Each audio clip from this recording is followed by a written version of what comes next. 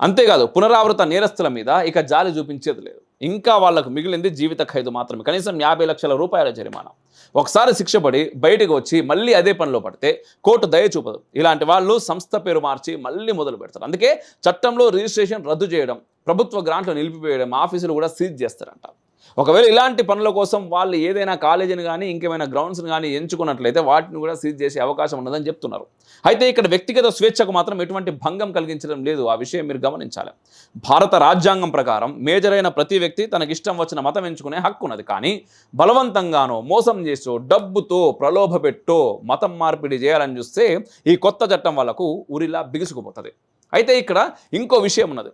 ఎవరు తమ పూర్వ మతానికి తిరిగి వచ్చినా దీన్ని మత మార్పిడి నేరంగా పరిగణించారు. దీన్నే ఘర్ వాపసి అంటారు.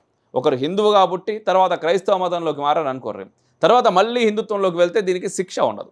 ఈ విషయంలో చట్టం అమలయ్యే విధానం చాలా కఠినంగా ఉండబోతున్నది. ఇవన్నీ నాన్ అవైలబుల్ క్రైమ్స్ కిందకి వస్తాయి.